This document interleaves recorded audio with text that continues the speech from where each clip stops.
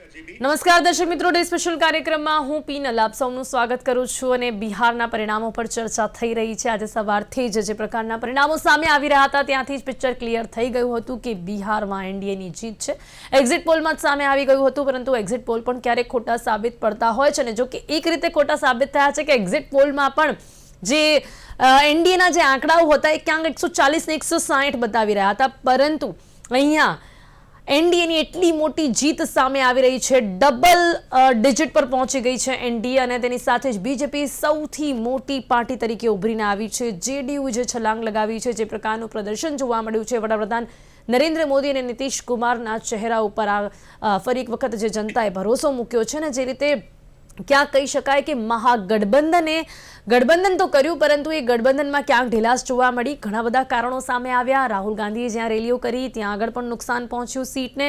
એની સાથે સાથે ક્યાંક સીટની વહેંચણીને લઈને પણ પહેલાથી જ ક્યાંક એક આંતરિક વિખવાદ થોડો જોવા મળ્યો હતો, તે પણ ક્યાંક અહીંયા અસર કરી ગયું છે. ઘણા બધા કારણો છે જીત અને હારમાં, પરંતુ જે પ્રકારની જીત જોવા મળી છે તે જીત ખરેખર જશ્ન લાયક છે. બિહારમાં એક તો બીજેપી સૌથી મોટી પાર્ટી બની અને એમાં પણ એનડીએ ડબલ ડિજિટમાં આવી છે. ડબલ એન્જિનની સરકાર ડબલ ડિજિટ પર પહોંચી છે અને મહાગઠબંધનની મહેનત ફરી એક વખત અહીંયા ફીકી સાબિત થઈ છે. તમામ પરિણામો અને તેની સાથે જ કયા પરિબળો અસર કરી ગયા છે તેના વિશે વાત કરીશું, જેની માટે મારી સાથે જોડાઈ ગયા છે બીજેપીમાંથી મહેશ પુરોહિત આપણી સાથે જોડાયા છે, કોંગ્રેસમાંથી નિશાંત રાવલ આપણી સાથે જોડાયા છે, તો રાજકીય વિશ્લેષક છે આપણી સાથે નિર્મલસિંહ રોહિયાજી આપણી સાથે જોડાયા છે. આપ સૌનું સ્વાગત છે. Welcome to day special. તો ખાસ કરીને અત્યારે વાત કરી રહ્યા છે જ્યારે બિહારના પરિણામોને લઈને, ત્યારે ચર્ચાની શરૂઆત કરીએ તે પહેલાં એક વખત વાત કરી લઈએ કે કયા કયા કારણો અહીંયા જોવા મળ્યા છે. જે પ્રકારે જે રીતે મેનિફેસ્ટો પર જાહેર કરવામાં આવ્યો હતો, મેનિફેસ્ટોમાં પણ ઘણી બધી જગ્યાઓ પર ક્યાંક જે મહાગઠબંધનની વાત કરીએ તો મહાગઠબંધને જે વાતો કરી હતી તે પ્રકારે પ્રેક્ટિકલી ક્યાંક એ બાબતો સાચી સાબિત થાય તેવું પણ નહોતું લાગી રહ્યું, જેના કારણે પણ જનતાને ક્યાંક ભરોસો ન હતો તેવું કહી શકાય છે. એની સાથે સૌથી વધુ મહત્વનું જે ફેક્ટર અહીંયા સાબિત થઈ ગયું છે તે છે મહિલાઓ. ક્યાંક ને ક્યાંક જે પ્રકારે મહિલાઓ માટેની જે સહાય યોજના જાહેર કરવામાં આવી, જે રીતે મહિલાઓને એ સિવાય પણ પેન્શન યોજનાની વાત કરીએ કે પછી એ સિવાય યુવા રોજગારોને આકર્ષવામાં પણ ક્યાંક ને ક્યાંક એનડીએ જે છે તે સફળ સાબિત થઈ છે. એ સિવાય વડાપ્રધાન નરેન્દ્ર મોદીની 14 જિલ્લાઓમાં જે મુલાકાતો થઈ છે તે પણ ક્યાંક અસર કરી ગઈ છે. એ સિવાય વાત અગર જો મહાગઠબંધનની કરીએ તો ચહેરાઓનો પણ અભાવ હતો. તેજસ્વી યાદવ જે એકલા એક ચહેરા રીતે ક્યાંક ઉભરીને આવી રહ્યા હતા તેવું પણ લાગી રહ્યું હતું. ઘણા બધા આવા પરિણામો છે, ઘણા બધા એવા પરિબળો છે જેના કારણે આ પ્રકારના પરિણામો છે, જેના વિશે જ આજે આપણે વાત કરી રહ્યા છીએ. તેની સાથે જ આપણે ચર્ચાની શરૂઆત કરીએ તો निर्मल जी, आपको मेरी आवाज आ रही है? जी जी निर्मल जी, जिस तरह के रिजल्ट आए हैं क्या कहेंगे? सबसे पहले आपकी प्रतिक्रिया. जैसा कि हम देख रहे हैं कि एनडी डबल डिजिट पर पहुंच गई है, कह सकते हैं कि डबल इंजन की सरकार के साथ बीजेपी, मतलब बीजेपी और एनडीए, जिस तरह से ये गठबंधन यहाँ पर भी देखने मिला था, वही डबल इंजन की सरकार अभी डबल डिजिट पर पहुंची है. मतलब बीजेपी सबसे बड़ी पार्टी भी बनी है और एनडीए के साथ जब उसका मिलाप है तब वो डबल डिजिट पर पहुंच गई है. इतनी बड़ी जीत का श्रेय किन किन बातों को जाता है? देखिए पिनल, ये एकदम अप्रत्याशित जीत है. बहुत ही बीजेपी और उसके गठबंधन ने, मतलब एनडीए ने जो परफॉर्मेंस किया है वो बेहद ऐतिहासिक रहा है. इसके पहले भी 2010 में उन्होंने 2006 सीट जीतकर जो है अपना एक रिकॉर्ड बनाया था. अपने ही रिकॉर्ड को तोड़ते नजर आ रहे हैं फिलहाल तो वे.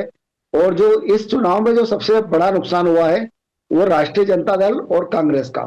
कांग्रेस तो बुरी तरह खत्म हो गई बिहार में. एक तरह माना जाए कि किशनगंज एक सीट है जहां पर कांग्रेस का अच्छा परफॉर्मेंस फिलहाल चल रहा है. बाकी देखा जाए तो पूरे बिहार से कांग्रेस पूरी तरह खराब हो गई है. और इस जो सबसे बड़ा नुकसान हुआ है कांग्रेस का, वो राष्ट्रीय जनता दल को हुआ है, तेजस्वी यादव के चेहरे को हुआ है. तेजस्वी यादव ने जिस तरह मेहनत की है, जिस तरह से उन्होंने पूरे एनडीए का मुकाबला किया है, उसके बावजूद अगर उस व्यक्ति को कोई सपोर्ट नहीं मिला, अपने गठबंधन से कोई ऐसा नेता नहीं था जो उसके पक्ष में आकर बेहतर कर सके. अब आप देखिए, जिस दादागिरी से, जिस ब्लैकमेल करके उप मुख्यमंत्री पद का हासिल किया गया था सैनी द्वारा वीआईपी पार्टी के, उनकी एक सीट नहीं आ रही है. वे जीतने की स्थिति में ही नहीं है. लेकिन उनके दावे कितने बड़े थे. इसके पहले वे एनडीए के साथ थे. अगर वे एनडीए के साथ आज होते तो निश्चित रूप से उनकी भूमिका और बड़ी होती और ये राष्ट्रीय जनता दल पूरी तरह यहाँ खत्म हो सकता था। लेकिन जो राजनीतिक महत्वाकांक्षाएं छोटे छोटे दलों की है वो बहुत बढ़ गई है बिहार में, और यही वजह है कि जनता ने एक ऐसे दल के लिए फैसला किया। उन्होंने जनता दल यूनाइटेड और एनडीए भारतीय जनता पार्टी और मोदी और नीतीश की जोड़ी, एक ऐसे नेताओं पर भरोसा किया जिनके साथ लंबे समय तक एक राज्य को चलाया जा सकता है, एक राज्य का भला हो सकता है। तो छोटे दलों की ડિબેટમાં છું એટલે જી 15-20 મિનિટ આપો મને। और ऐसी स्थिति में हम्म। सोचना पड़ेगा सभी छोटे दलों को अपने बारे में।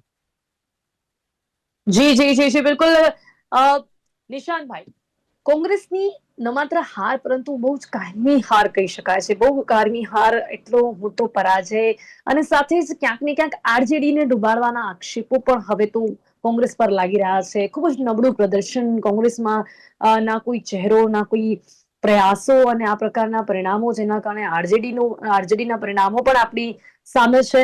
શું કહેશો આ પ્રકારના પ્રદર્શન માટે શું જવાબદાર રહ્યું? પિનલ, સૌપ્રથમ તો ભારતીય જનતા પાર્ટી જેડીયુ તો અહીંયા છે નહીં, એટલે ભારતીય જનતા પાર્ટી એનડીએની અવિશ્વસનીય જીત માટે હું ખૂબ ખૂબ શુભકામનાઓ પાઠવું છું ભારતીય રાષ્ટ્રીય કોંગ્રેસ તરફથી। અને હારની નૈતિક જવાબદારી, કોંગ્રેસના એક જવાબદાર પ્રવક્તા તરીકે હારની નૈતિક જવાબદારી સ્વીકારીએ છે। અને જે રીતના પરિણામો આવ્યા છે એ રીતના પરિણામો પરથી ચોક્કસપણે એ વાત નિશ્ચિત થઈ ગઈ છે કે આ જનતાએ આપેલું પરિણામ નથી, આ બિહારની જનતાએ આપેલું પરિણામ નથી। કારણ કે તમે છેલ્લા 2 વર્ષના 4 ચૂંટણીના રિઝલ્ટને ચેક કરશો, દિલ્હી, મહારાષ્ટ્ર, હરિયાણા અને પછી બિહાર, તો આ બધામાં એક સિમિલારિટી રહી છે।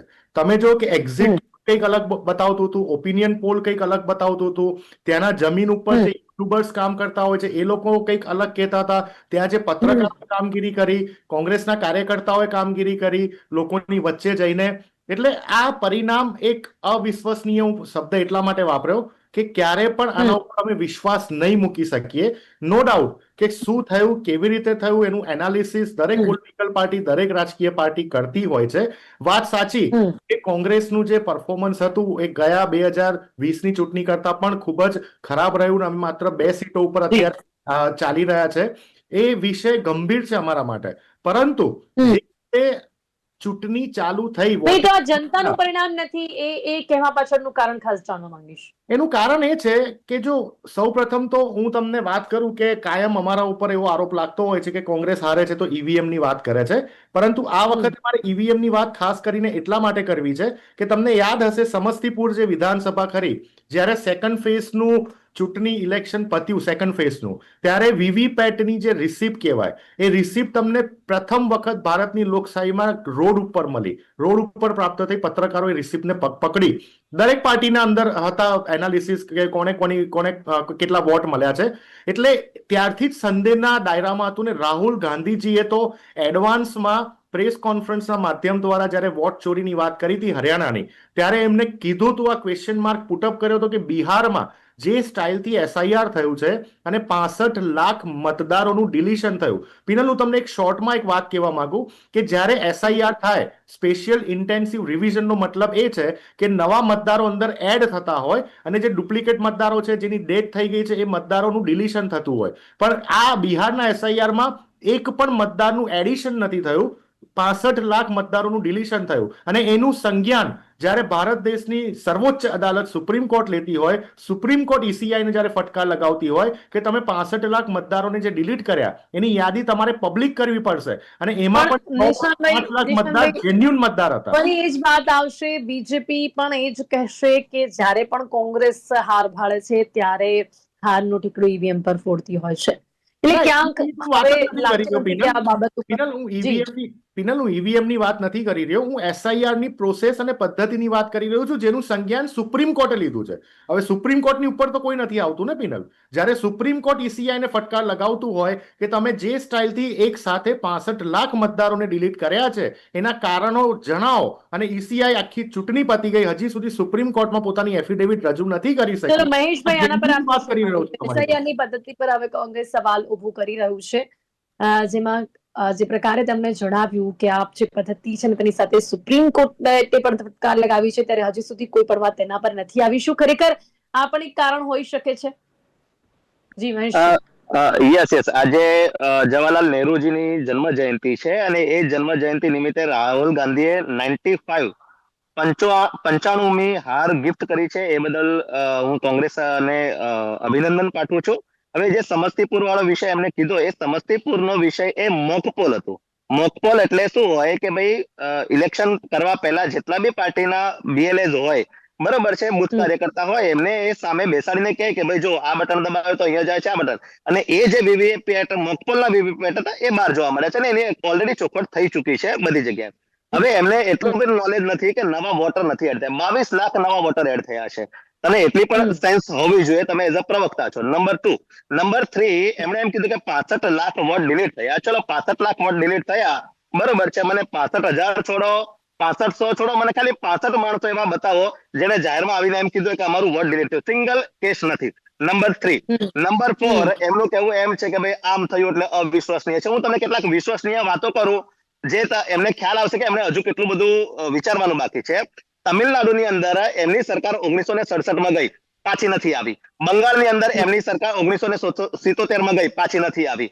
ઉત્તર પ્રદેશમાં એમની સરકાર 1989માં ગઈ, પાછી નથી આવી. બિહારમાં એમની સરકાર 1990માં ગઈ, પાછી નથી આવી. ત્રિપુરામાં એમની સરકાર 1993માં ગઈ, પાછી નથી આવી. ગુજરાતમાં એમની સરકાર 1995માં ગઈ, પાછી નથી આવી.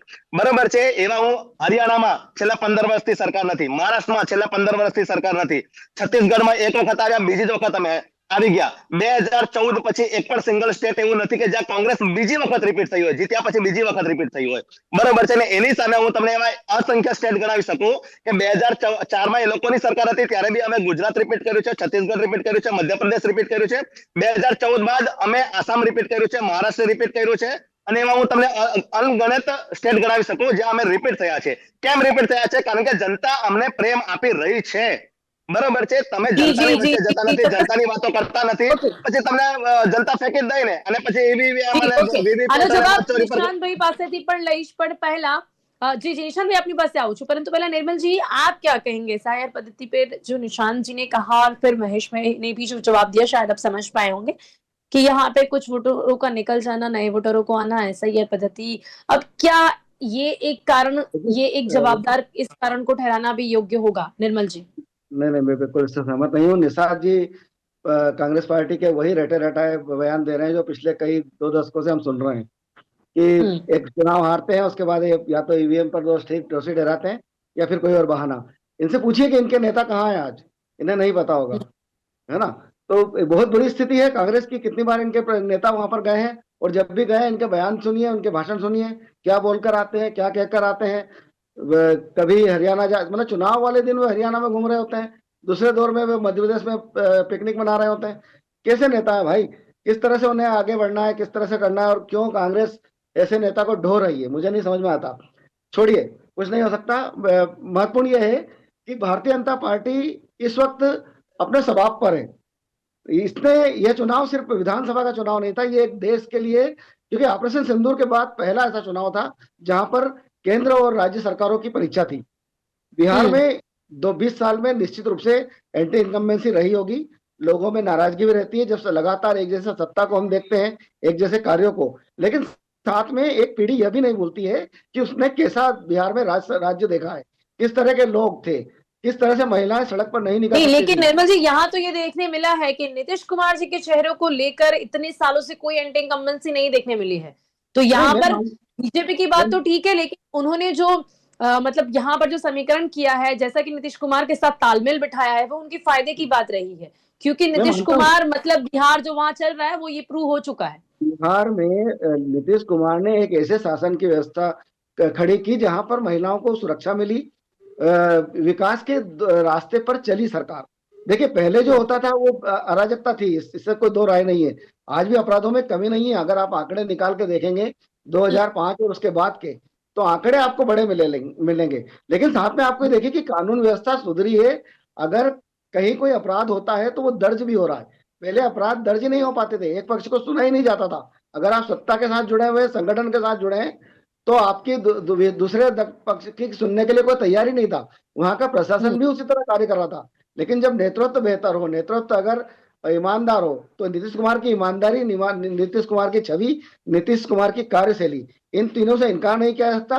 यही वजह है कि प्रशासन, पुलिस, जो भी वहां पर जो सड़क उनके लिए काम करते हैं, जो योजनाओं का जनता में क्रियान्वयन करते हैं, वे सब ईमानदारी से अपना कार्य कर रहे हैं, क्योंकि नेतृत्व ऐसा है। और जब नीतीश कुमार पुनः केंद्र सरकार के साथ जुड़े, बीच में भटकाव हुआ, लेकिन जब वो जुड़ गए तो तय हो गया कि अब दोनों को मिलकर काम करना। तो जनता के बीच ये छवि है कि आप जब केंद्र में एक सरकार है और राज्य में एक सरकार है, और आज के दौर में दोनों को मिलकर काम करना होगा, तभी एक राज्य का विकास किया जा सकता है। इसलिए बाकी जी। कौन है, ये सरकार लोगों ने बिल्कुल एनडीए को भरपल्ले अपना प्रेम और स्नेह दिया है, और ये परिणाम सामने दिख रहा है ना। इससे इनकार कैसे कर सकते हैं कांग्रेस के लोग या राष्ट्रीय जनता दल? નિશાંત જી પીનલ જી સાથે સાથે જી મહત્વનો સવાલ કોંગ્રેસના નેતાઓના ચહેરાઓને લઈને પણ વારંવાર થતો હોય છે. બિહારમાં પણ એ જ થયું છે. ઇનફેક્ટ કોંગ્રેસથી પણ વધારે જો મહાગઠબંધનની પણ વાત કરીએ તો ક્યાંક ને ક્યાંક તેજસ્વી કેન્દ્રિત પ્રચાર રહ્યો હતો અને ટિકિટ વહેંચણીને લઈને પણ બહુ જ ત્યાં અસમંજસની પરિસ્થિતિ ત્યારે જોવા મળી હતી. જી નિશાંત जी।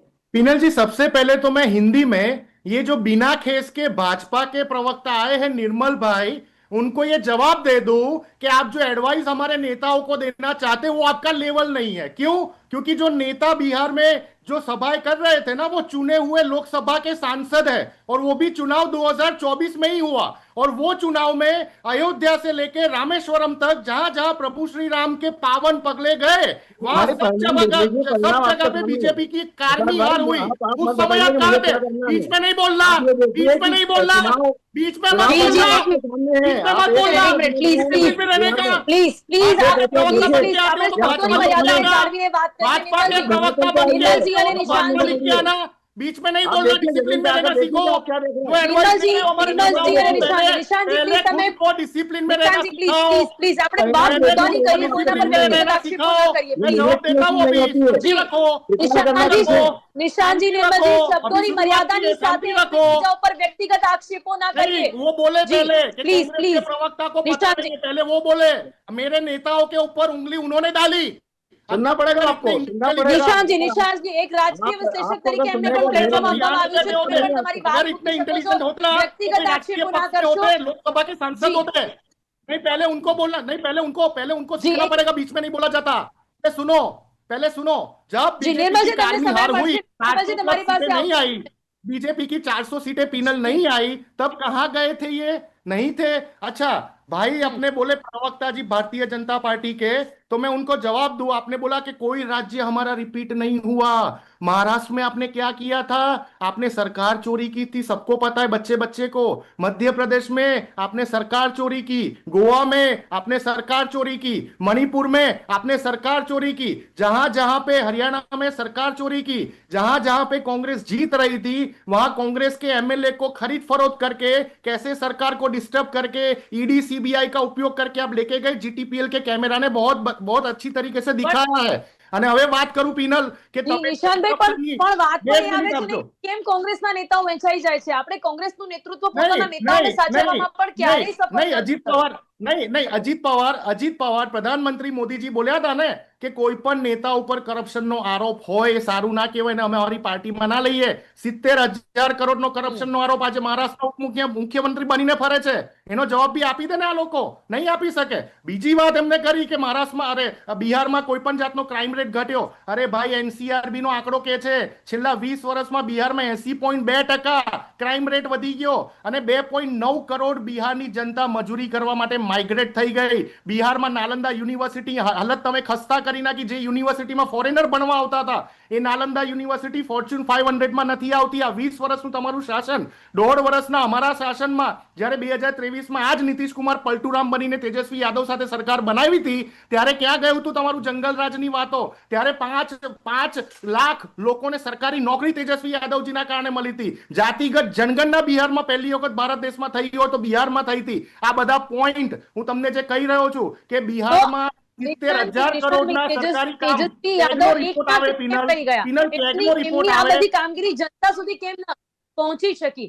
તેજસ્વી યાદવ એકમાત્ર એવા ચહેરા હતા, આપે ચોક્કસપણે કહ્યું, એ બધું જ તેજસ્વી યાદવનું લોકોને યાદ રહ્યું, પણ એમને સમર્થન કેમ ના મળ્યું? ગઠબંધન, મહાગઠબંધન હતું, આ બીજા નેતાઓએ સમર્થન આપવું જોઈતું હતું, કોઈ એક જ નેતા લડ્યા કરે।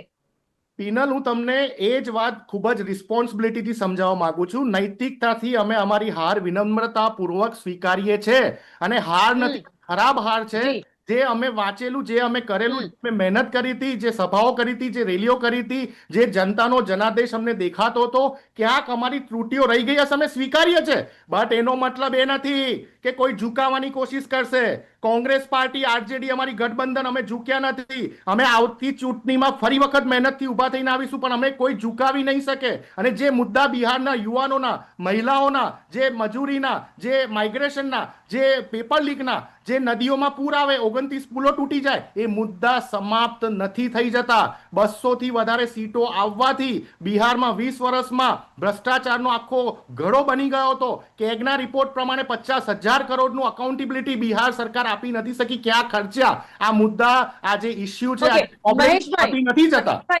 ભાઈ હોય કે કોઈ હંમેશા ભાજપ પર આ આક્ષેપો લાગતા હોય છે. જીત બાદ પણ આ આક્ષેપો તો હોય છે, ને ભાજપ ક્યાંક ન જીતે તો પણ થોડાક સમય પછી પણ શામ દામ દંડ ભેદની નીતિ અપનાવીને ભાજપને જીત જોઈતી હોય છે. અને એમાં પહેલા જ જે પ્રકારનું ગઠબંધન ત્યાં આગળ પણ કર્યું, અને એનડીએમાં જે પણ પક્ષોનો સમાવેશ કરવામાં આવે, બહુ સ્માર્ટલી કર્યું, ચોક્કસપણે એટલા માટે જીત છે. પણ છતાં પણ ભાજપ દ્વારા હંમેશાથી ક્યાંક ચોરી કરીને, તો ક્યાંક કોઈ પણ નેતાને આમંત્રણ આપીને, તો ક્યાંક પક્ષ પલટો કરાવીને પણ જીત મેળવી જ છે. એ પ્રકારના આક્ષેપો ભાજપ પર હંમેશા થતા હોય છે. મહેશભાઈ, કોઈ પણ રાજકીય પક્ષ અહીંયા વટાણા છોલવા નથી આવતું. દરેક રાજકીય પક્ષ જીત માટે જ આવે છે, અને જીત માટે જે કરવું પડે, લોકશાહી તંત્ર, લોકતાંત્રિક રીતે જે કરવું પડે તે કરો.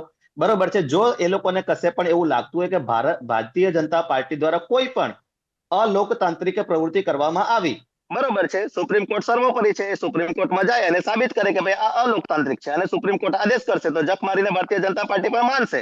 બરોબર છે. પરંતુ એમનો નેતા સળંગ 95 ઇલેક્શન હારે, અને છતાં પણ એ સર્વોચ્ચ ટોચ પર રહે. એ પાર્ટીનું શું થાય? અમે 2015 બિહારનું ઇલેક્શન અમે હાર્યા. અમારા પર એટલા બધા માછલા ધોવાયા હતા, અને ત્યારબાદ અમે સળંગ 6 ચૂંટણી જીત્યા હતા. 2024 ઇલેક્શનની અંદર અમે ખાલી થોડું અમારું માર્જિન ડાઉન થયું. એ માર્જિન છેલ્લા 30 વર્ષનું હાઈએસ્ટ માર્જિન હતું. 240 સીટ કોંગ્રેસના કાર્યકાળની, રાજીવ ગાંધી સિવાયનો જેટલો બી કાર્યકાળ છે 30-32 વર્ષનો, એમાં હાઈએસ્ટ સીટ હોવા છતાં બી અમે સાંભળ્યું, અમે જનતાને સાંભળ્યું. અમે કોઈ પત્રકારને એમ ના કીધું કે તમે કોંગ્રેસી છો. બરોબર છે. અમે પત્રકારે સવાલ ઉઠાવ્યા, કાર્યકર્તાએ સવાલ ઉઠાવ્યા, જનતાએ સવાલ ઉઠાવ્યા. જે બી જનતાએ અમારા પર જે અમે જ્યાં ચૂક્યા એ અમને ઉંગલી નિર્દેશ કરવામાં આવી, એ તમામ વસ્તુ અમે સાંભળી. બરોબર છે. અને એ સાંભળવાનું પરિણામ તમે જો, હરિયાણામાં હેડ્રિક લાગી છે. હરિયાણા ઇતિહાસમાં પહેલી વખત. મહારાષ્ટ્રમાં હેડ્રિક લાગી. બરોબર છે. તમે દિલ્હીમાં, જે દિલ્હી 1991 પછી અમારા હાથમાં નથી આવી, એ દિલ્હી જીતી. અને તમે જુઓ કે 20 વર્ષ બાદ પણ 2/3 બહુમતી સાથે બિહારની અમે જીત્યા. બરોબર છે. કારણ કે અમે સાંભળીએ છીએ, અમારી ફીડબેક સિસ્ટમ છે. બરોબર છે. અમે શાંતિસર, અમારા નેતાની કદાચ કશે ટીકા થાય તો પણ અમે શાંતિસર સાંભળી શકીએ છીએ. ને એટલા માટે બરોબર છે જીત છે એ परिणामों से ते सर्वोपरि है, ये चौकसથી છે. निर्मल जी, अंत में अगर आप कुछ निशान जी को कहना चाहते हैं तो आपकी बात मैंने अटकाई थी, आप कह सकते हैं. और दूसरा एक महत्वपूर्ण सवाल कि अब क्या होगा, क्योंकि जैसा कि अब भले ही एनडीए की सरकार है, लेकिन हम ये भी जानते हैं कि वहां भी कहीं ना कहीं आंतरिक विवाद है. जैसे कि चिराग पासवान और नीतीश कुमार ये पहले से ही एक दूसरे के बारे में कुछ न कुछ बोलते आए हैं, आक्षेप करते हैं एक दूसरे पर. क्या लगता है आपको, अब नीतीश कुमार जी की सरकार में क्या चिराग पासवान जी को मंत्री पद मिलेगा, नहीं मिलेगा, और कैसे आगे बढ़ेंगे नीतीश कुमार, क्योंकि उनको उनका पद मिलने जा रहा है. चिराग पासवान उनके लिए भी बहुत सारे पड़कार. चिराग पासवान को आवश्यकता नहीं है अभी राज्य में. उन्होंने पहले ही स्पष्ट कर रखा है कि वे राज्य में अभी फिलहाल अगले चुनाव तक नहीं करेंगे. हाँ, उनकी सीटें बड़ी है, उनकी सीटें बड़ी है, उनकी सीटें बड़ी है, उन्हें लाभ मिला है. देखिए, इस समय एनडीए में जो जो दल साथ में हैं, उन सभी की सीटें बड़ी हैं. नीतीश कुमार और भारतीय जनता पार्टी तो है ही साथ में, लेकिन आप देखिए चिराग पासवान अच्छा परफॉर्म हुआ है, जीतन राम मांझी का अच्छा परफॉर्म हुआ है. और आप देखिए कि गठबंधन की बात करते हैं, कांग्रेस के ये जो प्रवक्ता हैं, ये अपनी बात कहें, इस पर मुझे कोई आपत्ति नहीं है, लेकिन दूसरे पर आक्षेप ना लगाएं. देखिए, आप क्या वजह है कि आपके नेता शकील अहमद को चुनाव के तुरंत बाद पार्टी छोड़ना पड़ी? कोई तो वजह रही होगी ना. यानी आप अपने पार्टी नेताओं को संतुष्ट नहीं कर पा रहे, कार्यकर्ता तो बहुत दूर की बात है. तो आप एकजुट नहीं है, आपकी पार्टी संगठन में बिल्कुल कमजोर हो चुकी है, इसे स्वीकार करें। अगर आप इस बात को भी स्वीकार नहीं कर रहे हैं तो फिर आने वाला समय आपको और भी मुश्किल भरा होगा। मैं ये नहीं, इससे मुझे जी, कोई जी। लाभ या हानि नहीं है। देखिए, इस सब का लाभ मिल रहा है आपके विपक्ष को। आपके विरोध में जो होता है, आपकी कमजोरियों का लाभ वो उठाता है और आपकी इन्हीं कमजोरियों का लाभ उसने उठाया है। देखिए, आप एन वक्त तक प्रत्याशी तय नहीं कर पाते हैं। कई जगह पर आपके प्रत्याशी, राजद प्रत्याशी आमने सामने में चुनाव लड़ रहे हैं। फिर आप कैसे परिणाम अच्छे की उम्मीद कर सकते हैं? फिर यहाँ पर बैठकर आप परिणाम के जी, बोलना आपको समय साफ बहुत दिखाई ही दे रहा कम है है। हमारे पास, लेकिन 1 મિનિટ દૂંગી નિશાંતજી અંતમાં। હવે આગળ કોંગ્રેસ કઈ રીતે આગળ વધશે? અંતમાં ખૂબ જ સંક્ષિપ્તમાં, બહુ ઓછો સમય છે છતાં પણ આપનો જવાબ લઈશ। નહીં પિનલ, ફરી વખત જી કહું નિશાંતજી, જી પિનલ ફરી વખત કહું છું, જી નિશાંતજી। એ રિઝલ્ટ આવ્યું છે એ બેલેન્સ રિઝલ્ટ બિલકુલ નથી, અને આ દેશમાં જો વિરોધ પક્ષને ખતમ જ કરી નાખવામાં આવશે તો આ દેશમાં તાનાશાહી સિવાય નહીં બચે કશું બી। વિરોધ પક્ષ હોવો, મજબૂત વિરોધ પક્ષ હોવો, ભારતીય જનતા પાર્ટીના વરિષ્ઠ નેતાઓ વારંવાર બોલેલા છે, પરંતુ જો એવા કોઈ સ્કેમ અથવા એવા કોઈ સ્કેન્ડલ થઈ રહ્યા છે આ દેશમાં જે ભયાનક છે, અને તમામ રાજ્યોમાંથી વિરોધ પક્ષને આ રીતે તમામ જગ્યા ઉપરથી પૂરા કરી દેવાનું જો કોઈ ષડયંત્ર થઈ રહ્યું હોય જે બિલકુલ પણ આ 10 વર્ષનો કદાચ સમય લાગે છે કે દેશ આપણી માટે બહુ ભારે જનતાને છે। પડશે નિશાંતભાઈ, કારણ કે જ્યાં પણ ચૂંટણી થતી હોય છે ત્યાંના પરિણામો જનતા આપતી હોય છે, એટલે જ ક્યાંક જનતાએ આ સમજવું પડશે, વિરોધ પક્ષે પણ કંઈક મહેનત કરવી પડશે, કંઈક એવું બતાવવું પડશે કે કંઈ પણ ન હોય એના કરતા આ સારું, એવું કરીને જે વોટિંગ થઈ રહ્યું છે એ પણ અટકે। અને બધા જ લોકો ઈચ્છતા હોય છે, ઇનફેક્ટ મીડિયા પણ ઈચ્છે, લોકો પણ ઈચ્છે કે સત્તાધારી પક્ષ હોય પરંતુ વિરોધ પક્ષ પણ જ્યાં સુધી મજબૂત નહીં હોય ત્યાં સુધી જનતાને નુકસાન જ છે। અને એટલે કોઈ પણ રાજ્ય કેમ ન હોય, સત્તા કોઈની પણ કેમ ન હોય, પણ વિરોધ પક્ષ મજબૂત હોવું જરૂરી છે, પરંતુ આ પ્રકારનું નબળું પ્રદર્શન ક્યાંક ને ક્યાંક જનતા માટે પણ હાનિકારક છે। સમય અહીંયા સમાપ્ત થાય છે। મહેશજી, નિશાંતજી, નિર્મલજી, આપ સૌ મારી સાથે ચર્ચામાં જોડાયા તે બદલ આપનો ખૂબ ખૂબ આભાર। Thank you so much. Day special કાર્યક્રમમાં અત્યારે બસ આટલું જ। ફરીથી મળીશું એક નવા વિષયની સાથે, ત્યાં સુધી રજા આપશો। નમસ્કાર।